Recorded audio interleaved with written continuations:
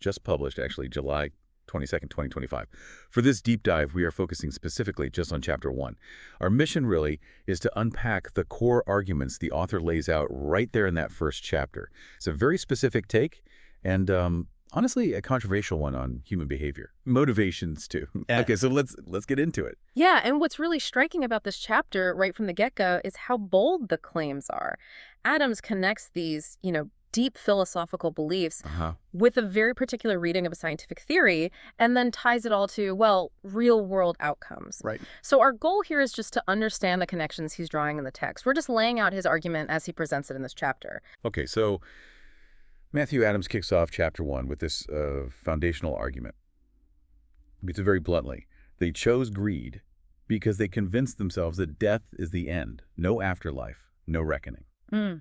He presents this belief that life just ends, no accountability as the kind of root cause for everything else. And what's fascinating is the immediate contrast he throws in. Right after saying that, he writes, but the Quran tells a different story. Ah, okay. So you see, he immediately frames this lack of belief in an afterlife, in accountability, as the key reason behind certain actions. It sets up a very particular worldview from the very beginning, very direct opening. So building from that idea about, mortality, the author then makes this quite significant leap.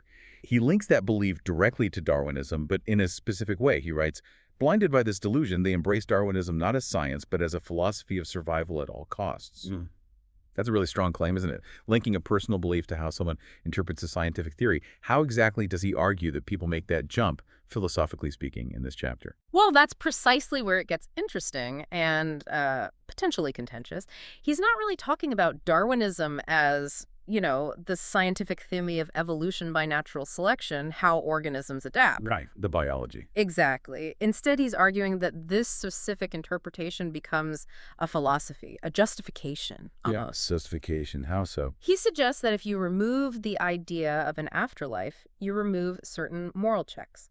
So Darwinism, in this view he's describing, gets adopted not as science, but as a kind of worldview that rationalizes self-preservation and, well, greed above all else, a framework for behavior, essentially. And the results of adopting this philosophy, as he calls it, the author lays them out pretty starkly, he claims.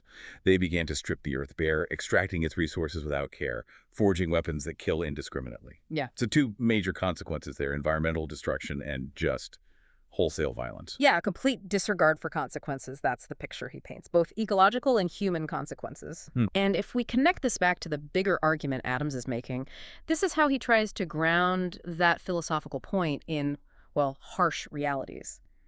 The chapter then gives these very stark real-world examples. It says explicitly, the blood of innocents stained lands from Sudan to Gaza to Bangladesh. Wow. Okay. He names specific places. He does, and it's important for us to just state that these are the specific and obviously sensitive geopolitical areas Adams himself mentions in the text. Our role here is simply to report on the author's argument as written. Right. We're just presenting his case from the chapter. Exactly. But you can see the trajectory he draws, right? From a belief about death to interpreting Darwinism a certain way to justifying actions that he claims lead to these specific global tragedies. So pulling it all together then, just from Chapter 1 of Darwinism made them choose greed, Matthew Adams crafts this very pointed argument. He suggests a core belief, or maybe a lack of belief, about death and the afterlife leads people to adopt Darwinism not as science, but as this philosophy of survival at all costs. Right. And this, he argues, directly causes things like unchecked greed, stripping the planet's resources, and widespread indiscriminate violence. He then points to Sudan, Gaza, Bangladesh as illustrations. Yeah, ultimately, this first chapter offers a really provocative perspective. It's suggesting that these fundamental beliefs about mortality, mixed with a certain interpretation of scientific ideas, are presented by Adams as the root cause of massive global problems, environmental issues, conflicts. So maybe something for you, the listener, to think about is this. What does it mean to consider how philosophical interpretations, maybe separate from the pure science, could, as this author suggests, be seen as driving real-world actions and outcomes? Definitely a lot to chew on there. Thank you for joining us for this deep dive into Chapter 1 of Matthew Adams's Darwinism Made Them Choose Greed.